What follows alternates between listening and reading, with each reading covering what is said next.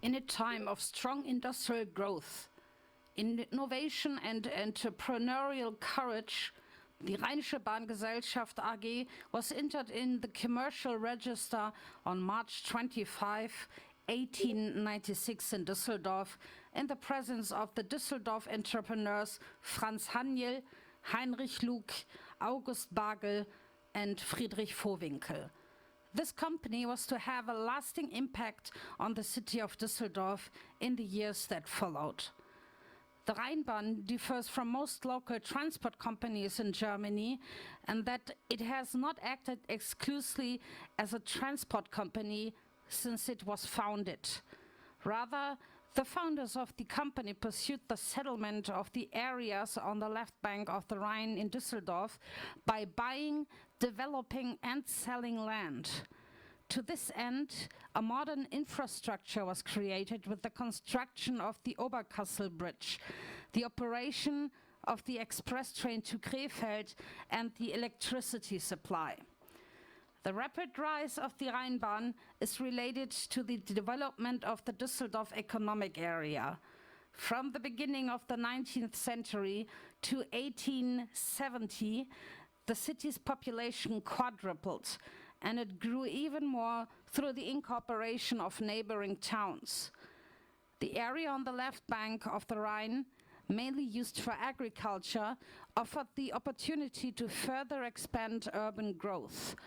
So the company had good prerequisites for a successful development. On February 5, 1896, the industrialists Heinrich Vohwinkel, August Bagel, Franz Haniel und Heinrich Lug, together with the alderman Wilhelm Marx, who later became mayor, introduced the proposal to the city council of Düsseldorf, the city center on the right bank of the Rhine and the left bank of the Rhine, with the communities Herd, Ober and Niederkassel to be connected by a fixed bridge in place of the previous ship bridge. The neighboring cities and communities on the left bank of the Rhine were to come into closer economic ties with Düsseldorf through the construction of the railway. The Düsseldorf City Council supported the bridge and railway project and accepted it in March 1896. As earlier as February 26, 1896, the Prussian Ministry of Commerce had approved the construction and operation of the small railway from Düsseldorf to Krefeld and the construction of the bridge. The first director of the Rheinbahn was the former Lord Mayor of Solingen, Friedrich Haumann. After completion of the bridge construction on November 12, 1898, the railway to Krefeld went into operation on December 15, 1898. The first electric express train in Europe went into regular service. Line A drove from Düsseldorf to Krefeld at a speed of 40 kilometers an hour, which was high for the time. The length of the line from Haroldstraße in Düsseldorf to Rheinstraße in Krefeld was 22.2 kilometers. It was double-tracked within Düsseldorf up to the Oberkassel train station, within Krefeld also double-tracked and single-tracked in between. In Oberkassel, where the administration and the car hall of the Rheinbahn were also located, an electricity plant was built to supply the railway with electricity. At the same time, it supplied the electricity for residents of Oberkassel, so that additional income was generated through sales to third parties. When the company opened in 1898, there were 13 rail cars and 8 sidecars for passengers transport and 8 freight trains. Initially, the Rheinbahn wagons only drove as far as Ratinger Tor and from November 25, 1899 on via Allee and Breite Straße to Haroldstraße. As early as 1899, an agreement on general cargo transport by tram was concluded with the city of Düsseldorf. At the expense of the Rheinbahn, the city laid a rail connection to the lower Rheinwerft from Ratinger Tor via Ratinger Straße to Burgplatz. The Rheinbahn was able to connect its goods shed on the bank of the castle with the small railway line. After the successful development of the railway train to Krefeld, the founders of the Rheinbahn set course for the neighboring town of Neuss. On December 21st, 91, Line B, Oberkassel-Neuss on the banks of the Rhine, was opened via the Hertha shipyard. The track lay on the dike. You were safe from the Rhine flood, but you drove past the village of Herd. That changed in 1911-12 when the tracks were laid through the village of Herd and other residential areas were connected to the railway. This new line was opened on February 25th, 1912. The old track remained on the Rhine dike up to the Hertha shipyard and served as a freight siding for the many companies located on Hanseallee. Both passengers and general cargo traffic developed very well on both routes. The number of people carried on the Krefeld route alone rose from 1.08 million to 4.16 between 1899 and 94. Real estate transactions to finance the Rheinbahn were planned by the company's fathers from the start.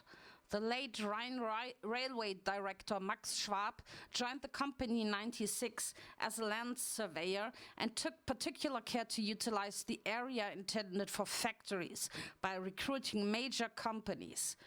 He drew particular benefits from the industrial railway, which with its connection not only established the connection to the state railway. The track system of the line to Neuss over the dike to the Hertha shipyard offered the opportunity to purchase raw materials and goods by ship or to take the works off the water. The flourishing business developed of the Rheinbahn was closely followed by the Düsseldorf city administration. Just 10 years after starting operations, the city was looking for opportunities to participate in this successful company.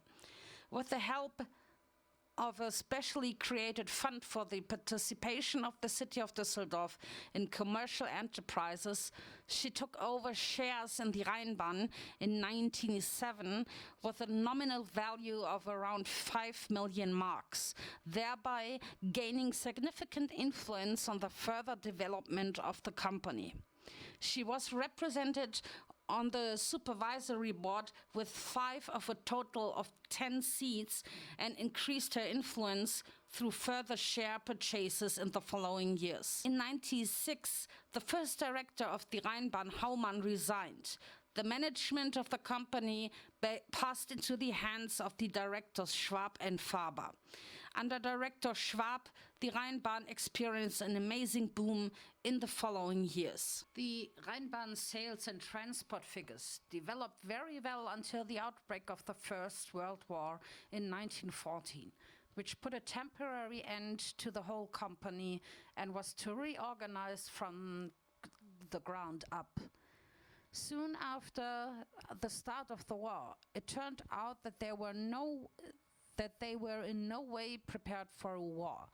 Hunger, a lack of labor, fuel and energy hit the population in all major German cities of the German Reich hard.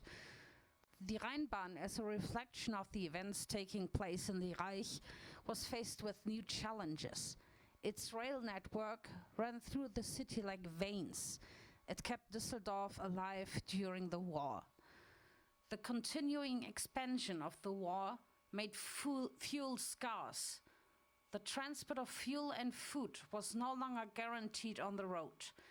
People had to hoard or stand in line for hours for food. Not everyone had the time. Above all, the women, who had to take over the conductors and drivers instead of the men at Rheinbahn, were excluded from this opportunity to earn food. Unrest spread among the population. To alleviate the hardship, the city of Düsseldorf set up war kitchens, 2 of which were located on the Rheinbahn premises. Here, everyone could buy a halfway filling meal for a small fee. The tram took care of the transport of the food. The cold joined the rise of hunger. Strangely enough, all of the winters of World War I were particularly harsh. The supply of coal stalled. For this reason, a connection to the Friedrich Heinrich colliery in Camp Lindford was established in 1917, and extensive coal deliveries were taken over for the Düsseldorf industry. Towards the end of the war, the technical condition of the railway is critical. The lack of material and craftsmen no longer allows regular maintenance. To avoid further breakdowns, a number of stops have been removed so as not to strain the car's engines from stopping too often. The dulling of the population in the course of the war is also reflected in an increase in fatal accidents caused by passengers themselves, by jumping up or down, carelessness. Not a week goes by without a tragic accident. For fear of enemy air raids, houses and vehicles are ordered to be darkened. This makes it difficult for passengers to orientate themselves within the city, and they have to rely on the conductors calling out the stops. The political unrest after the emperor's abdication and the proclamation of the Republic by Philipp Scheidemann also affected the tram at the beginning of 1919. The general strike was called the tram drivers. The tram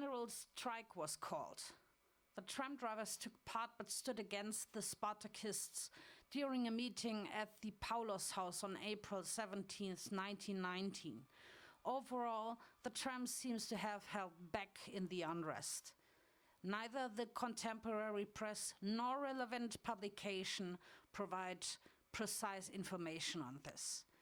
Since December 4th, 1918, Düsseldorf was a divided city. Belgian troops had advanced as far as the left bank of the Rhine.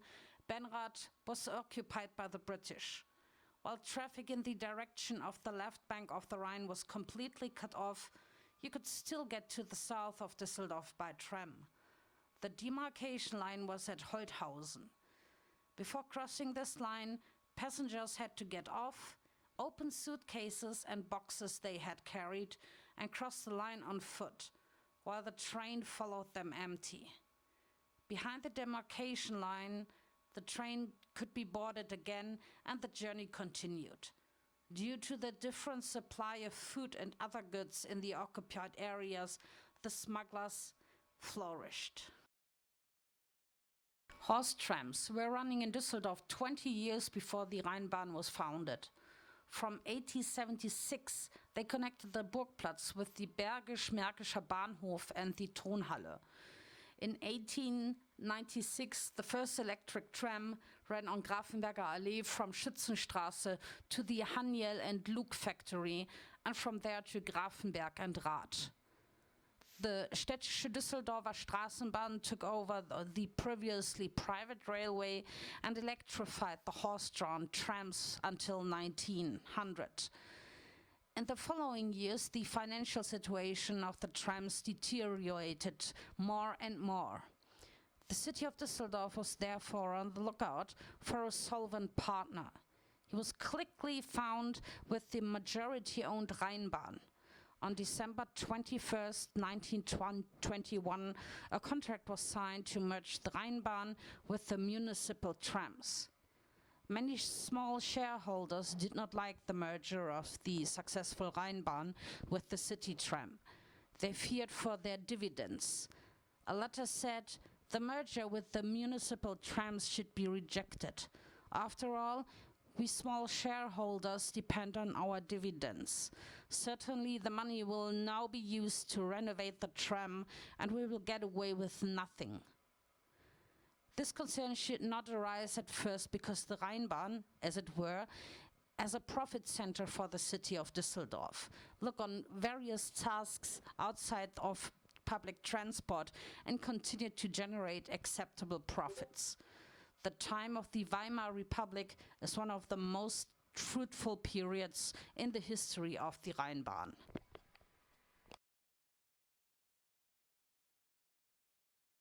Soon after the turn of the century, it was found that the Oberkassel Bridge would not be able to cope with the growing traffic in the long run. Plans for the renovation began as early as 1912, but these were destroyed by the outbreak of the First World War. After the war and shortly before the end of the Rhineland occupation, these plans were reassumed. Difficulties arose in the negotiations on the widening of the bridge because the bridge was under the command and control of the French occupying forces from September 17, 1924 to August 17, 1925. They imposed various conditions related to the safety of the crew.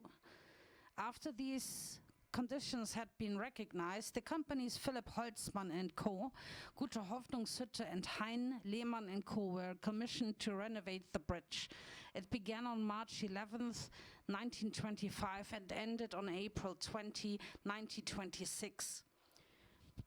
During the construction work for the bridge arch, care was taken to ensure that the overall appearance of the bridge was not significantly impaired. The bike path between the original and the reinforcement arches was a bit tight at 1.20 meters, but that had to be accepted. With the construction, it was achieved that the general carriage and vehicle traffic no longer disrupted the rail traffic. The trains of the Rheinbahn could now drive over the bridge at full speed on their own track. The pedestrians had also their own wider path. The power of innovation and the economic success of the Rheinbahn in the 1920s are always related to the person of the director Max Schwab, who earned their company great recognition. At his suggestion, a dining car was also ordered for testing, when a wagon order for the long-distance line to Krefeld was necessary anyway. How extraordinary this idea was is shown by the fact that until the 1990s, the Rheinbahn was the only tram company in the world to have dining cars on its regular trains. One was not sure whether the public would accept this innovation. As a precaution, the kitchen would have been easy to remove, but customers quickly appreciated the service. The dining car stayed and four more followed. The restaurateur was initially the Hotel Breidenbacher Hof. Later, employees of the hotel took over the management of the dining car on their own. The flourishing dining car business on the Krefeld route ended with the Second World War. In 1948, the Rheinbahn put dining cars back into operation on the current K-Bahn, and in 1949 also the D-Bahn to Duisburg. Despite the new, at that time, highly modern dining car, which the Rheinbahn bought in 1953, the leaseholder threw in the towel on the Krefeld route in 1963 because of the lack of profitability. On the Duisburg line, this service remained the only one of its kind in Europe until 1989. Within the U76 Stadtbahn replaced the old K-Bahn, the new Rheinbahn Bistro began operations in the old tradition. Since April 1st, 1989, passengers between Krefeld and Düsseldorf have been enjoying this dining car service again. There are also 4 light rail vehicles with bistro compartments. In the autumn of 1924, numerous politicians and entrepreneurs, including the general director of the Rheinbahn, Max Schwab, gathered around Düsseldorf's Lord Mayor Robert Lehr. They discussed with him the possibilities of holding a large exhibition of national importance in Düsseldorf, the Large Exhibition Düsseldorf 1926 for healthcare, social welfare and physical exercise, in short GESOLAI. The architect Wilhelm Kreis, who had built the Wilhelm Marx House in Düsseldorf in 1924, at that time the largest office tower in the German Reich, was commissioned to build the necessary exhibition buildings on the banks of the Rhine, right next to the Oberkassler Bridge. Some of them were designed as so-called permanent buildings, remained standing after the end of the exhibition, and today from the building ensemble am Ehrenhof. Because Max Schwab was one of the organizers of the exhibition, the Rheinbahn used the exhibition to present itself as an example. The transport to and from the more than 5 million visitors from all over the German Empire was, so to speak, one of the mandatory tasks. In addition, however, the company presented itself in its own exhibition area using methods that still seem modern today, with graphics, display boards and models. The show pointed to the advantages of local public transport, to leisure activities with the Rheinbahn, to the modernity of its vehicles and to the technology behind it. The models, all built in the Rheinbahn workshops, were of museum quality. They are still owned by the company today. The culmination of efforts to create a positive self-image was the Lilliputbahn that drove through the exhibition. Over 1 million people drove her through the parks during the summer of the exhibition. The steam locomotive was an outwardly exact replica of an express train locomotive of the Deutsche Reichsbahn on a scale of 1 to 5. So far, the backbone of the Rheinbahn network has been the long-distance line to Krefeld. It stood out from all other tram routes because of its higher average speed and its faster and more comfortable trains. The advantages of such high-speed trains were no longer hidden from the passenger. The utilization of the Krefeld route was always above average. Something similar should now also be set up in the north of Düsseldorf. The Düsseldorf-Duisburger Kleinbahn, a joint venture between the cities of Düsseldorf and Duisburg, has operated here since 1898. According to the temporary statements and the nickname Kurz- and Kleinbahn, the operation of this railway company was not very reliable. As early as 1920, the first discussion about the construction of a rapid transit railway to Duisburg took place. In contrast to the construction of the railway to Krefeld, which initially led through an almost deserted area, numerous properties had to be bought or exchanged when the new route to Duisburg was determined. This business turned out to be time-consuming and unpleasant. Many landowners refused to sell, so expropriation proceedings had to be initialized. Under the impression of the planned Gesolei exhibition, things got moving and construction work began in 1924. A large project of this kind naturally also had an employment policy component. A large part of a track construction work, the leveling work and the superstructure were advertised and carried out as a job creation measures. On April 20, 1926, the new rapid transit line to Duisburg went into operation. The vehicles were much more elegant than those on the Krefeld route. This type of vehicle didn't have much in common with the tram either. They were heavy, elegantly furnished vehicles that looked more like an express train. They were designed in such a way that could have been used on the Krefeld route if necessary. The end of the First World War meant the end of aviation due to Allied resolutions. But as early as 1919, cautious plans were started again about air traffic. That was, of course, the signal for Düsseldorf, and the Rheinbahn tried to be included in a flight network that was still to be created.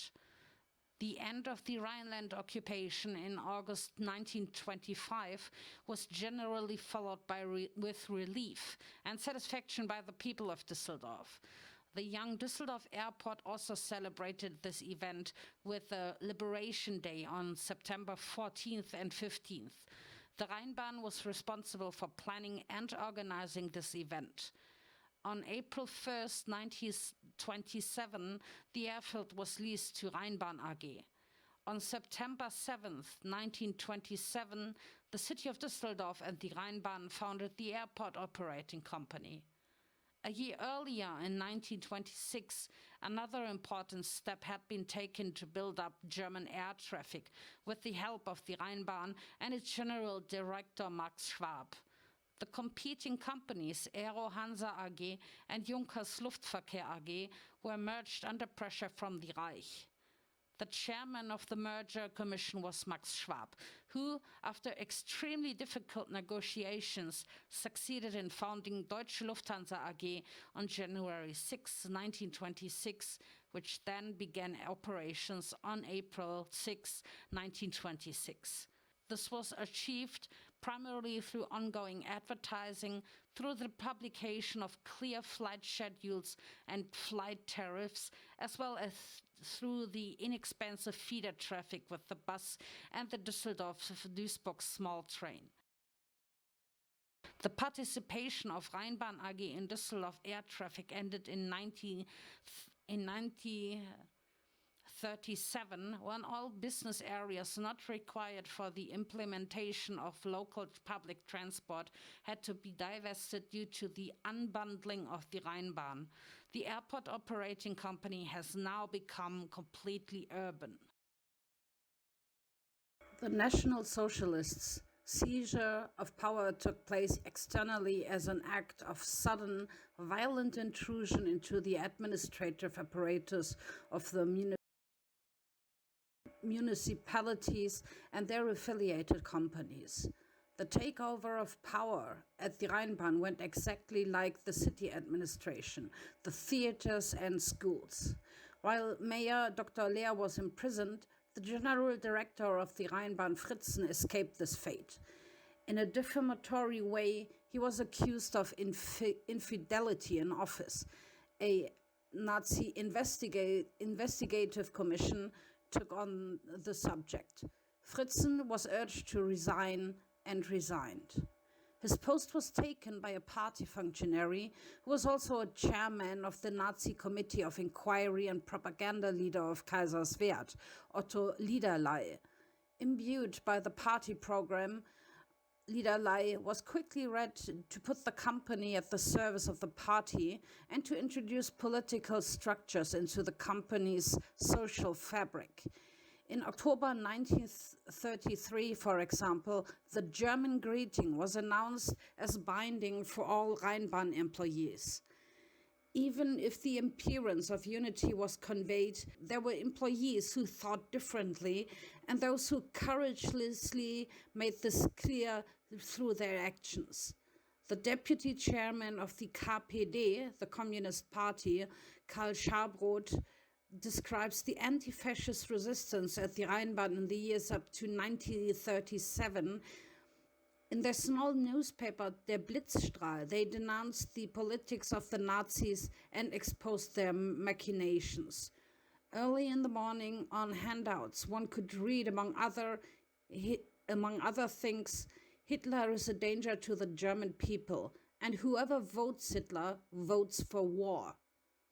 The main workshop on Erkrater Straße was rebuilt, the dining room became a meeting room, large swastikas were painted under the ceiling, a bust of the Führer was also in the front, as was the imperial eagle as a symbol of sovereignty of the Third Reich. Here in the main workshop, the marches took place on May 1st. The pressure exerted on the people affected is hard to understand and so unimaginable that many have completely suppressed these events. In 1937, the equalization of all Germans was pushed a little further. With announcement number 30, all Rheinbahn employees were asked to provide proof of Aryan. Every employee had to prove by means of birth certificates and church records that there were no Jewish relatives in their family until the third generation. If this could not be proven beyond doubt, the employee in question had to be expected to be dismissed from his position or transferred to a worse job. Each epoch in Düsseldorf seems to have its own portrayal on the Rhine. the Kaiserreich with the exhibition from 1902, the Weimar Republic with the exhibition Gisolei from 1926, and the Third Reich with the exhibition Schaffendes Volk from 1937. This exhibition, 4 years after the seizure of power, was intended to show the world the power of National Socialism. On the Rhine, on the site of what is now the Nordpark, an exhibition was held that was intended to demonstrate the efficiency of German industry, regardless of technical difficulties and with the use of enormous financial resources. Special consideration was given to substitute which, according to the 4-year plan, should replace foreign products and thus make the German Reich largely independent of imports. Among other things, a complete miniature steel works produced liquid steel, a wire drawing shop processed the raw material, express train locomotives of the Rheinbahn, aircraft of the Luftwaffe, and other large objects could be seen. Overall, the exhibition goes beyond anything that has been seen so far. Their effects went far beyond the time of the Third Reich. Old people of Düsseldorf still remember the things that were unimaginable for them back then and that were there to see. The initiators drew on the 1926 exhibition in many areas. The Rheinbahn again operated a small train through the exhibition, pulled by an express train locomotive on a scale of 1 to 5. Over 7 million people came to Düsseldorf this summer, and 5 million took the Rheinbahn Lilliputbahn. Until 1939, the company's administration was located in a former department store on the Wehrhahn, which had been adapted to the requirements with more and more extensions. General Director Bieber succeeded in acquiring the Ludwig Löwe House opposite the main train station as the new domicile of the Rheinbahn. This building was one of the first reinforced concrete structures in Düsseldorf. After extensive renovations by the architect Elmf, the administration was able to move into the building with a ceremony on August 24, 1939. The house had 6 stories with thick concrete ceilings, including renovation and interior design. The building cost 1.7 million Reichsmark. There was a total of 204 rooms in it. The stone sculptures symbolizing the name lion on the facade were removed during the renovation. They landed with other rubble in a former gravel pit on the side of the Herd depot. In the 1980s, they were gradually found again during construction work. The majority of the people of Düsseldorf initially only perceived the catastrophe of the outbreak of war in individual phenomena, when reports of death were received. The lightning wars against Poland, meaning the Blitzkrieg against Poland and France, were initially successful and just dampened the fear of those who could still remember the First World War. The supply of everyday goods became scarce, but it did not deteriorate significantly due to the functioning of the voucher system. The initial success led many to enthusiasm and negligent followers. As an important war operation, the Rheinbahn was initially spared far-reaching drafts. Of 3,350 Rheinbahn employees, 405 were drafted into the Wehrmacht. Their work has been redistributed or carried out by newly hired women. Even among the National Socialist employees of the Rheinbahn, an euphoric mood spread after the success of the Blitzkrieg. They believed that there were no more barriers and assumed powers of attorney in the company. This led to unrest, which was supposed to be dampened with Notice Number 4 from 1940. All employees were threatened with being sent to a concentration camp if they carelessly performed their duties. This created an instrument of total oppression. Any resentment, if it still took place, could be swept away in this way. The catastrophe of war is becoming more and more tangible. The first reports of deaths are published in the Work magazine. Bombs destroy the first trams in 1940. The darkening of the tram and bus lightning led to numerous accidents, and from 1942 the systematic bombing raids on Düsseldorf began, which were to lay the city in ruins by 1945. More and more employees lose their indispensable position and are drafted into the Wehrmacht. The Rheinbahn was facing serious staff shortages. From 1942 onwards, like other industrial companies in Düsseldorf, management began to recruit foreign workers. They came with partly voluntarily signed, partly pressed employment contracts as displaced persons and as prisoners of war. By 1945, the Rheinbahn employed a total of 603 foreign workers in the transport service, in the workshops and as unskilled workers. Among them were 275 French, 183 Dutch, 66 Italian, 51 Belgians, 16 Russians, 3 Poles, 2 Ukrainians, 1 Flemish, 1 Croat, 1 Luxembourger, 1 Eastern worker, 1 Spaniard, 1 Czech, and 1 stateless person. The rapid successive bombing raids destroyed plant facilities, tracks, and vehicles, making it increasingly difficult to keep operations going. Troops were constantly on duty to repair destroyed overhead lines, lay rails, or tow-damaged wagons. The people of Düsseldorf admired the commitment of the Rheinbahner and the fact that the train ran again and again despite the great destruction. While the colleagues in Düsseldorf had to survive the attacks by the Allied Air Force, the Rheinbahn employees at the front are cut off from information from home. They should get in touch with their homeland through the company magazine. The social department, which has meanwhile been set up by the National Socialist Management, send out field post parcels and collects gifts for the colleagues at the front. In February 1945, the Americans were close to Neuss. On March 2nd, the Oberkassel Bridge was blown up. Barricades and anti-tank barriers were now erected in various streets of Düsseldorf to stop the advance of the Americans. In addition to iron girders, rubble and wrecked cars, destroyed tram cars were also used at barriers.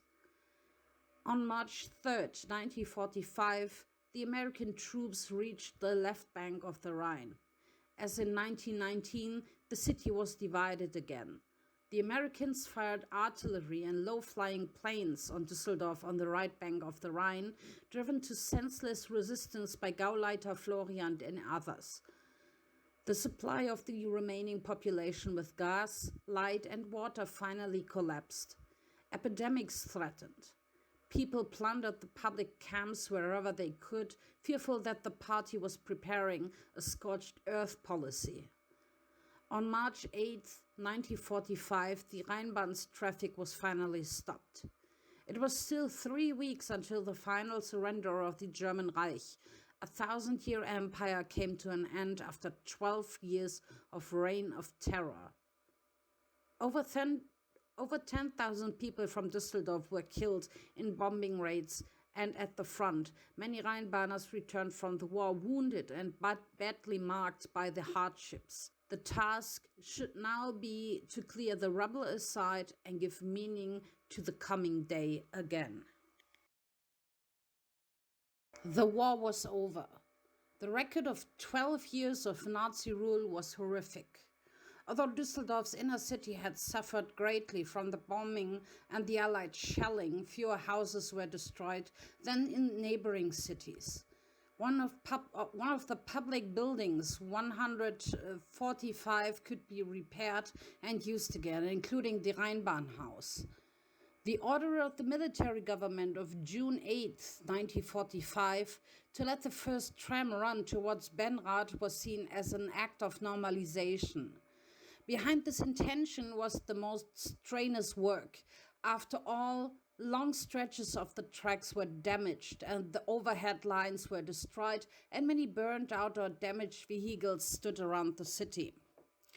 When the bridges were blown up at the end of the war, Düsseldorf had become a divided city. It is true that there were some boat owners and kayakers who offered Rhine crossing at exorbitant prices.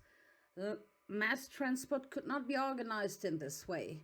As early as July 12, 1945, the military government decided to allow ferry traffic across the Rhine again. Traditionally, ferry traffic across the Rhine has been with the Rheinbahn since the Oberkassel Bridge was built. This time, too, she was obliged to handle the ferry traffic. The boats Erft and Düssel were relatively unsuitable in view of the large crowd and had to be supplemented by other ships that could also transport vehicles. Every day, the Rheinbahn carried up to 50,000 people on 3 different lines across the Rhine. Planning with the tightest of funds could only happen from day to day. The destruction of the equipment in the rail network and on buildings was considerable. The depot on Erkrater Straße alone was bombed 45%, the Derendorf depot even 80%. But also all other depots and residential buildings suffered different damage. The most important goal was initially the partial restoration of the depots. From there, operation could be resumed. Debris from buildings and burned out or tattered cars lay around, blocked tracks and access routes. The cleanup work could often only be done by hand. This was hard enough, but the poor food situation only made the work more arduous. To keep its employees at work, the Rheinbahn organized food that was then cooked into stews in the canteens. It worked out. The relatively quick repair of large part of the route network between 1945 and 1946 would otherwise not have been possible. In 1945, the workforce consisted of 2,634 employees, 460 of whom were in captivity. On March 25, 1946, the Rheinbahn existed for 50 years.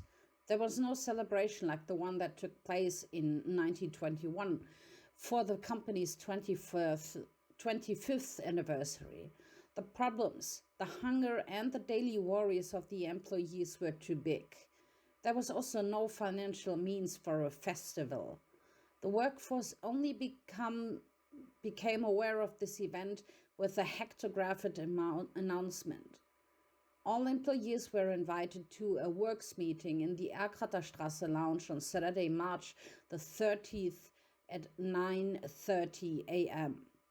4 days earlier, the workforce had been informed by notice number 70 that the company would be paying out a one-time anniversary bonus on the occasion of the anniversary. This ranged between 30 and 100 marks, depending on the position and seniority.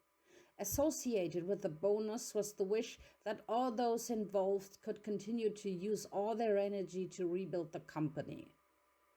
In a speech, City Director Dr. Kolb, once again referring to the gratuity, if we were able to distribute the total amount of the 254,130,000 Reichsmark in addition to their normal income to wage earners, employees and pensioners on the occasion of today's anniversary, the supervisory board believes in many houses and hearts to have brought a bit of joy into it, because the times when marks and pennies will be honored again are not far off.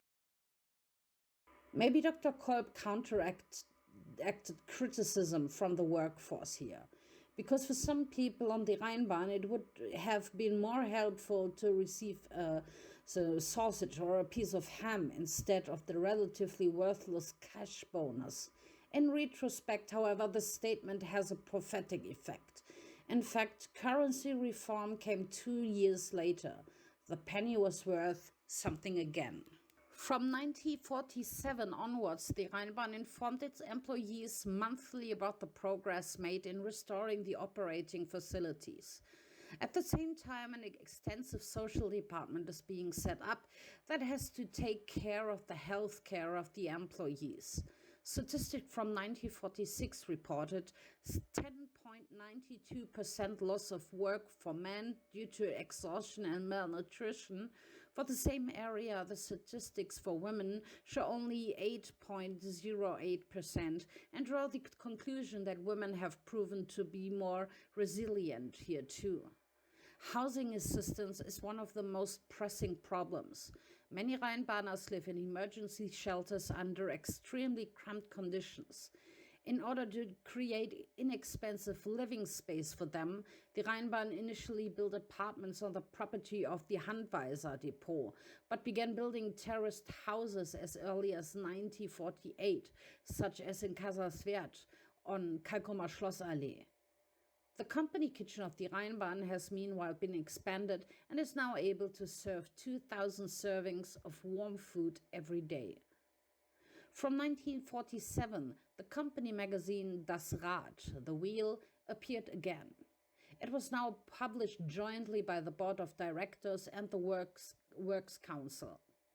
The position of the employee representatives in the company had become stronger, and they demanded a say in the company's official organ during the Nazi era, when the company magazine had withered into a propaganda sheet for the management of the Nazis. The employees first had to deal with the currency average in 1948. With the friction of the previous fortune and a bounty of 40 marks, that will be like 20 euros and 45 cents. All employees started from scratch. Once again, the Rheinbahn Welfare Agency takes stock under the currency average. 842 applications from the workforce had been approved since then. Application made due to the particular emergencies. The Rheinbahn had spent 84,569 Reichsmark on its employees until the currency reform. In addition, there were marriage grants of 11,700 and birth grants of 6,500 marks. Before the currency reform, a total of 899 items of clothing were issued to the workforce, as well as laundry, work clothing, wool blankets, towels, socks, bicycles, bicycle blankets, bicycle tubes, lights, stoves, ovens, furniture, razor blades, shoe polish, toothpaste and toothbrushes, shoelaces, and thermos flasks. With the introduction of a stable currency, Düsseldorf begins to find its way back to its lifestyle. Newsreels are already reporting on Düsseldorf as the city of fashion and art. You see well-dressed models floating over the Königsallee. The tram drives through the city. The trees are in bloom on the Königsallee. Optimism is in the air. And the same year, the dining car for the long-distance line K rolls out of the Herd assembly plant. The optimism, which kept the employees from desperation with the multitude of tasks and problems, made it possible to put this luxury vehicle back into operation. The event was so significant that the Northwest German Broadcasting Corporation, after its famous reporter Werner Labriger, Düsseldorf, report on this event. The Rheinbahn attached particular importance to the statement that this vehicle was not only for better people, so symbolically the Works Council and the employees took the first drive of the newly refurbished vehicle. In March 1950, the Rheinbahn director was appointed chairman of the board. This put a man at the helm of the Rheinbahn who continued the old tradition of the 1920s.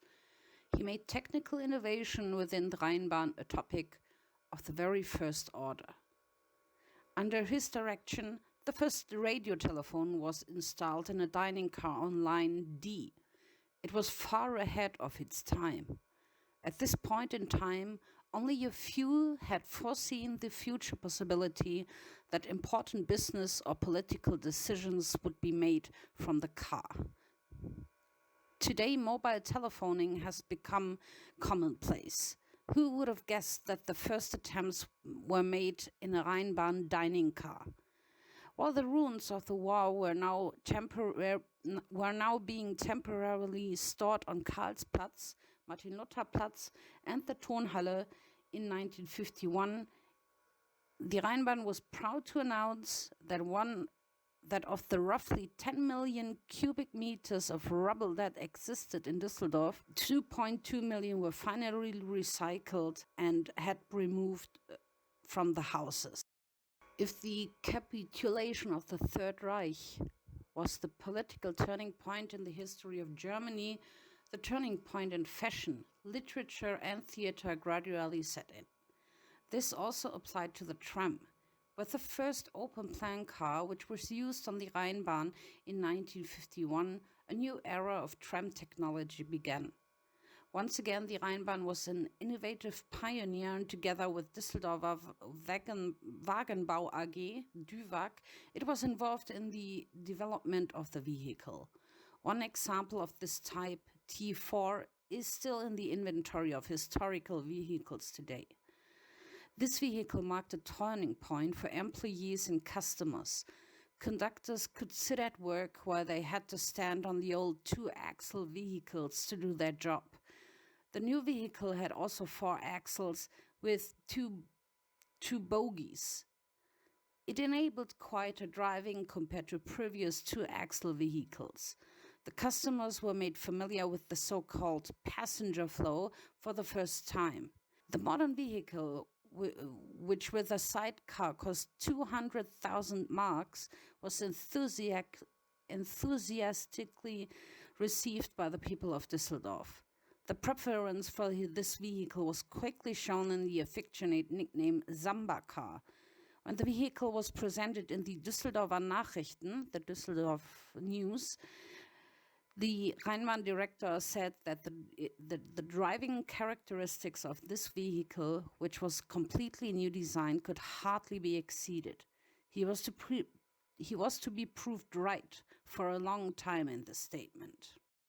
While local public transport initially had a monopoly character after the war, the up-and-coming automotive industry soon led to an expansion of private transport and to increasing competition.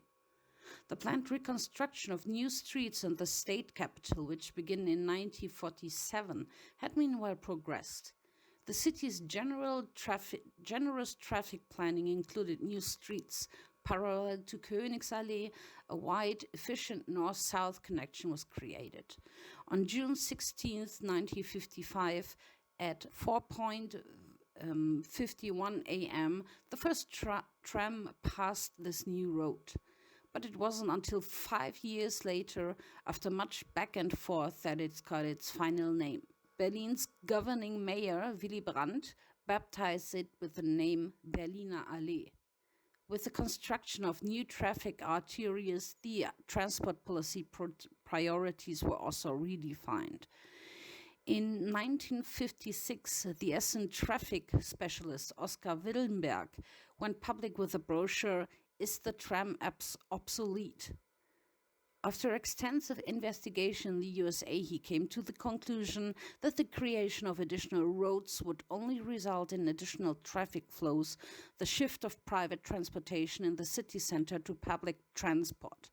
His suggestion for dealing with city center traffic were, if possible, the tram must have its own tracks structure. In order to make traffic flow more smoothly, every stop needs a traffic island. Public transportation, on which the vast majority of the population depends, be it go to work, home, or to the shopping center, must have absolute priority in traffic. 41 years later, the city planner's vision of a car-friendly city has long since burst like a soap bubble. The collapse of traffic makes all large cities difficult to cope with noise, exhaust gases, and enormous land consumption. Local public transport is being rediscovered as a powerful way out of this life-threatening dead end. Willenberg's theses are still topical. In 1956, the Rheinbahn celebrated its 60th anniversary. If the 50-year-old was celebrated only on a small scale because of the close proximity to the end of the war and the worries associated with it, a real anniversary was to be celebrated 10 years later. The invitation of the board of directors and the supervisory board was followed by the tips of the council and administration from Düsseldorf and the neighboring cities. After Lord Mayor Georg Glock has conveyed the shareholders' greetings, first director of the Rheinbahn gave his speech. He revived the history of the Düsseldorf tram and the Rheinbahn.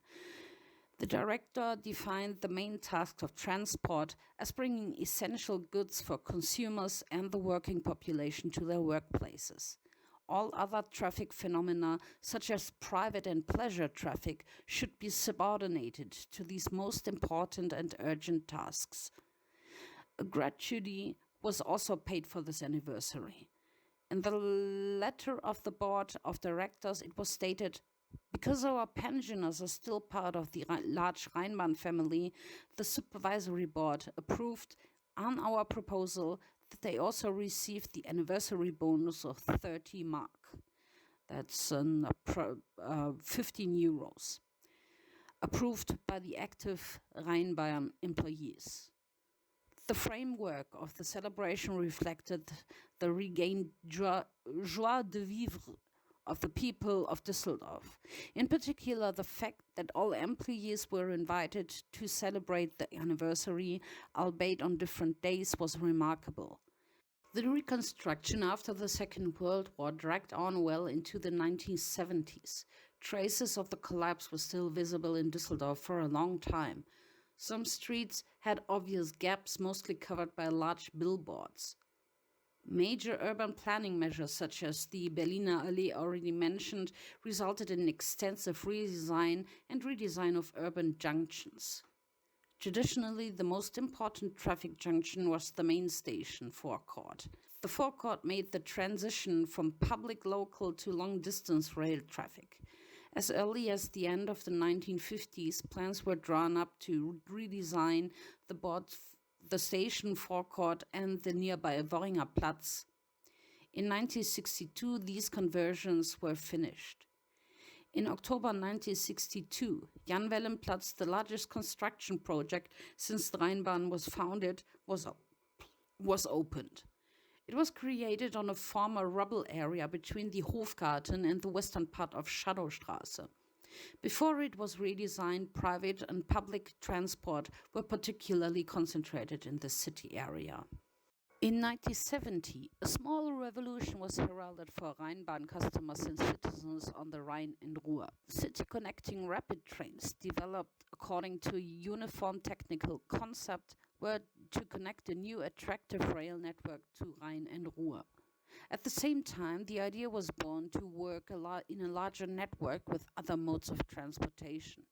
The possibility of being able to use all public transport on the Rhine and Ruhr with a uniform tariff offered seemed to a necessary step. Last but not least, the initiators saw opportunities in such an interwoven system to reduce the number of car commuters in the congested cities.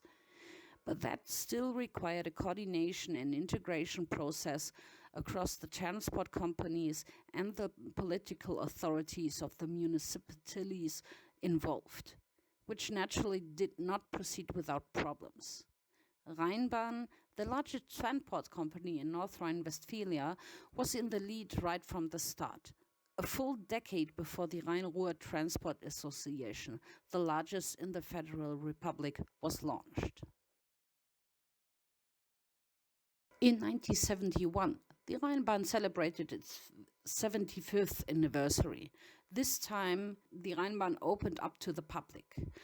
This success can be read in the anniversary edition of the company magazine Das Rad, in which the Rheinbahn Executive Board thanked the many thousands of visitors who visited our operation and celebrated the 75th anniversary of the Rheinbahn with us. Thanks also for their understanding who couldn't get a gingerbread heart. We just didn't expect such a huge crowd. Many volunteers from across the companies had contributed to this success with idealism and commitment.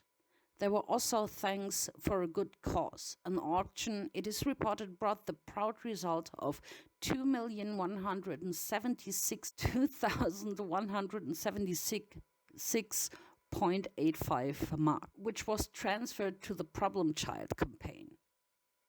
Goodbye to a centenary ended the contribution, not realizing that the 100th anniversary of the Rheinbahn would far overshadow 75th celebrations. Almost 5 years later, after the council's decision in principle to move the tram underground in the city center, this project was put into practice on March 24, 1973, with the first ramming of the subway on Fischerstraße. The huge construction sites in the city center were associated with considerable restrictions on traffic and business life. At the time, many asked themselves why the city of Düsseldorf plunged into this billion-dollar adventure. The city and the Rheinbahn originally intended to build the underground between Mohrenplatz and Heinrich-Heine-Allee. The aim was to relieve the inner city area with a connection to the university as quickly as possible. The federal and state grants, however, insisted that the northern line between Kennedy Dam and Heinrich-Heine-Allee should begin first. The intention was to implement the idea of the Rhein-Ruhr Stadtbahn with the first city connecting branch to Duisburg. While the underground construction is in full swing, the Rheinbahn presented the first example of a supermodern tram, the so-called GT8S. The 8-axle high-performance vehicle manufactured by Duvac went on its maiden voyage with the press and the supervisory board in the year of the first oil crisis, on August 29, 1973. When the TW 3001 curved through the city of Düsseldorf, it caused a sensation. The sight of the neat tram in the new red and white design on the Rheinbahn tracks was very noticeable. All 50 vehicles should be delivered by 1974. These vehicles should be delivered for the time being, operate the line K and operate on this route in the train set. This vehicle conveyed as a response to the increasing pressure of private transport offered exemplary comfort for passengers and drivers. The post-war provisional solution of the Oberkassel-Brücke was hopelessly overwhelmed by the traffic development. The new construction was decided and started in 1971, upstream parallel to the existing old bridge. The steel bridge assembly should be completed in August 1973, 2 years after it began. Then the roadways were made. The tram got its own tracks in the middle. At the end of January 1974, the new bridge, with a total width of 35 meters, 4 lanes and 2 cycle paths and footpaths, were put into operation in its temporary location. Only now was the old bridge demolished. This was followed by a worldwide premiere. The entire new Oberkassel Bridge was moved across to its current position in April 1976 on slide bearings. A new chapter was written for this traditional bridge that is so closely connected to the Rheinbahn. On January 1st, 1980, the time had come. The Verkehrsverbund Rhein-Ruhr, VRR, to which 20 transport companies, including the Federal Railroad, belonged, had become a reality. With a uniform tariff and coordinated timetables, the 7.1 million people in the network area were able to use all local transport. When the VRR took stock after the first year, the founding fathers were clearly satisfied. His supervisory board chairman reported to the committee that the number of passengers had increased by 65 million. This corresponds to an increase of 7.5%. The introduction of the network tariff resulted in increasing numbers of passengers and new line numbers on the Rheinbahn. For example, Line 7 became Line 707. In the meantime, the construction of the Stadtbahn had also progressed so far that the first completed 1.6 kilometer stretch between Kennedy Dam and the Opera House could be put into operation on October 3rd, 1981 with the festival. This first stage was called preliminary operation. The intention was to use completed tunnel sections immediately in order to relieve the above-ground network as quickly as possible. The market value was naturally still low due to this short first section. Scoffers described the Düsseldorf subway as the fastest in the world. As soon as you were inside, you were already outside again. In 1981, the first 12 type BAT light rail cars were delivered. In order to be able to drive to the necessary number of tunnel-accessible vehicles on the above and underground routes, trams from the new predecessor series of GT8S had to be converted and provided with extendable steps. Its name is GT8SU. They are still in use today in addition to the BAT-type tram cars that are standardized throughout the association. In 1988, the state capital celebrated its 700th birthday. Also an important day for the Rheinbahn and Düsseldorf's local transport network. As part of the anniversary celebrations, two important sections of the tram went into operation. From the tunnel from Kennedy Dam to under the main station and August via the ramp at Ratinger Tor to the left bank of the Rhine to Neuss, Lörrick, Meerbusch and Krefeld.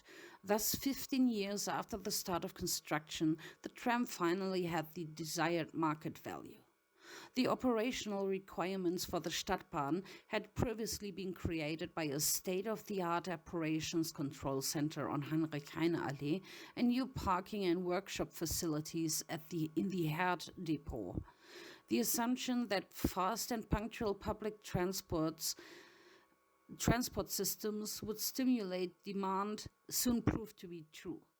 The light rail system led to a noticeable increase in the number of passengers compared to the previously above-ground trains.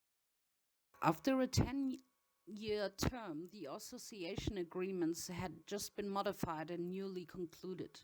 Politicians prevailed with the long-standing demand that the sole stay about the financing of local transport should be retained. In order to provide them with assistance, decision-makers in politics and administration, ministries, associations, and public institutions were made familiar with nationwide mobility studies by a Munich research institute. For many, surprising findings came about. Citizens in large cities named traffic as the number one problem. The vast majority of all road users were prepared, in the event of a conflict, to give preference to the expansion of local public transport rather than the further expansion of traffic areas for the individual traffic. The appeal made decades earlier by Rheinbahn directors to those responsible for transport policy that investments in local public transport are the only chance to maintain the economic viability of the city and the quality of life of its citizens was confirmed again. Around 25,000 people from Düsseldorf welcomed the first light rail vehicle on the new U75 line on September 26, 1993, and thus a 7-minute faster connection between Neuss, downtown Düsseldorf, and the Eller district. At the same time, the new underground stations Handelszentrum and Kettwiger Straße, as well as the above-ground elevated platform on Ronsdorfer Straße, went into operation. In September 1989, the shell work for the new underground line began. The area of the commercial center was largely created in an open excavation. In order to be able to cross under the well-built and busy Kölner Straße, an old mining technique was used. The workers drove tunnels forward after the adjacent ground had been frozen so much that it temporarily looked like a stable scaffolding and secured the building and the street, as was the case with Heinrich-Heine-Allee at that time. The Düsseldorfer Deckel construction method was used for the partial construction lot in Erkrater Straße, as the heavily used street could not be closed easily. The underground builders dug themselves in the process in the protection of compressed air, diaphragm walls, and under concrete covers poured in sections. There was also a lot going on in the Upper Irish region during the construction phase. Over a distance of 2.8 kilometers, the street scene changed for the better in the course of the construction work. Now, roadways and sidewalks were renewed and nature was not neglected either. 183 line the section of the U-74 today. In 1996, the Rheinbahn was 100 years old, reason enough to celebrate the company with numerous events and campaigns since it has had a formative role in the development of the city since it was founded. On March 25th, 1996, the musical house Capitol, the former main workshop of the Rheinbahn on Erkrater Straße, hosted a big ceremony for the around 600 invited guests of honor. After a trip on the founding route had already been on the agenda in the afternoon. On Easter Monday, the Rheinbahn celebrated in public and with its passengers. A large tram parade was lined up in downtown Düsseldorf. 23 trains with a total of 38 trams, from historic vintage cars to modern low-floor trams, which are premiered on this day in public, drove from the main train station through the city center to the University Clinic. Around 30,000 visitors followed this unique spectacle. From May 4th to June 23rd, the big anniversary exhibition Unter dem Flügelrad could be seen in the Kunstpalast. Parallel to the exhibition about the Rheinbahn, numerous other events were held in the Kunstpalast. The largest exhibit of the exhibitions is a model of the first Oberkassel Bridge over the Rhine, which was built by the Rheinbahn from 1896 to 1898. On the open day on 29th to 30th June, the Rheinbahn Central Workshop could be visited at the Herd Depot in addition to the tram and bus area. On August 3rd and 4th, the population got an insight into the operation of the Lierenfeld Depot, and on September 8th, the bus depot in Ratingen-Tiefenbruch. As the beginning of a series of 4 exhibitions, an exhibition was shown in Ratingen in the town hall from May 31st to September 15th, with primarily depicted the history of the Rheinbahn Line 12 to Ratingen. An anniversary concert by the Düsseldorf Symphony Orchestra was performed in the Tonhalle on September 14th. Only pieces composed in 1896 were played. In 1996, a new era began at Rheinbahn. The first new low-floor trams came into service on the 100th anniversary. They are characterized by stepless entry and mostly level floor, so that especially mobility-impaired passengers, seniors, mothers with children or strollers, wheelchair users are able to travel by train much easier. From 1996, the new trams were gradually used on line 708, 715 and 703. The Rheinbahn received a total of 48 of these modern NF6 cars. The last vehicle was put into operation in early 2000. In July 2000, The Rheinbahn received the first vehicle of a completely new generation of trams, the Silver Era, as the media christened the NF10 vehicle. With a total length of 39.98 meters, this vehicle is the longest one-piece tram ever made by the Rheinbahn in use. The Silver Era is 100% low floor and therefore particularly customer friendly. A total of 234 passengers can be carried in the 2.40 meter wide train. The maximum speed is 65 kilometers an hour. The Rheinbahn purchased a total of 36 of these vehicles in the 40-meter long version. In addition, 15 shorter Silver Arrows with a length of 30 meters on the type NF8 have been preserved. This mainly replaced the old tram cars on lines 701, 707 and 712. The new tunnel between the main station and Oberbilk was opened on June 15th and 16th, 2002 with a big party around Kölner Straße. The new tunnel section shortens the travel time for lines U74 and U77 by a full 5 minutes. The underground stops at the new underground stations Oberbilker Markt, Warschauer Straße, Eller Straße and Oberbilk. The previous stop Oberbilker Markt remains as an above-ground stop for the lines 706 and 716.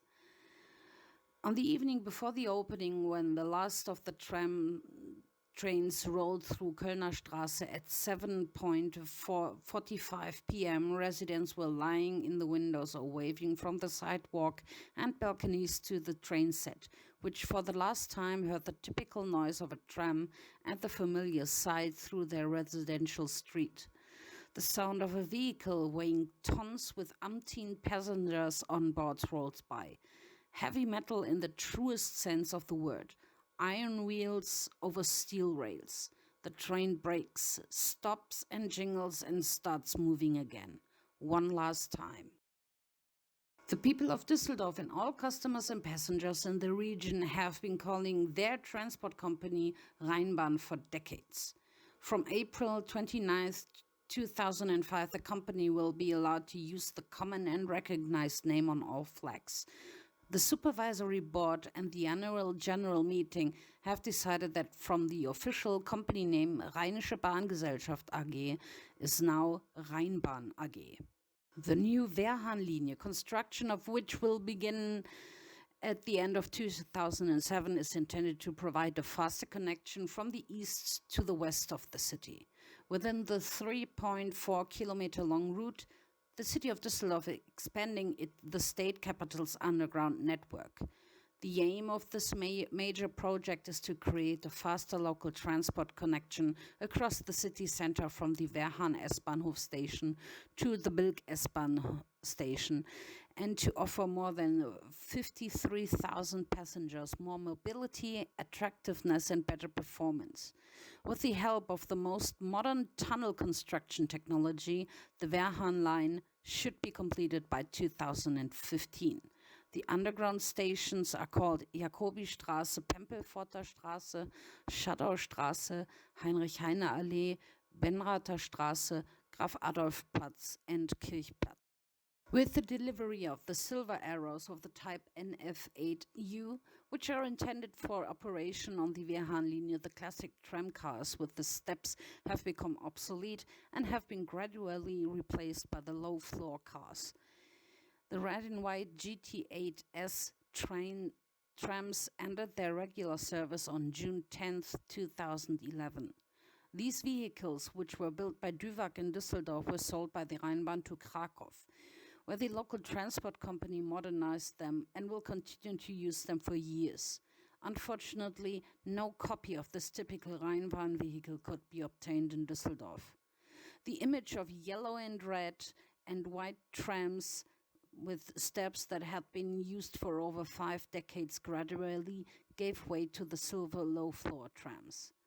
With this, the Am Steinberg depot, built in 1908, lost its function and was closed. The maintenance of the modern vehicle was no longer possible in the over 100-year-old partly listed building. Vehicles and staff found a new home at the modern depots in Lierenfeld and Herd. On June 19th, 2011, many Düsseldorfers took the opportunity to visit the depot in Bilk and say goodbye to the halls. The historic vehicles that were used from there. A year later, another era came to an end. The last yellow GT8 with the number 2656 made its round on the 704 line on May 21st, 2012. The export hit made in Düsseldorf was over in the 60s and 70s. 20 German and 7 European metropolis shape the cityscape. By 1975, no less than 1,274 pieces were built according to the Düsseldorf plans. This vehicle is still the most built tram type in Western Europe to this day. Other manufacturers later used the Düsseldorf model as a model for their own designs. The railway number 2656 and 2 other vehicles of this robust type do not disappear completely from the scene. They are part of the old-timer fleet of the Rheinbahn and available for charter trips and, if necessary, also provide winter service.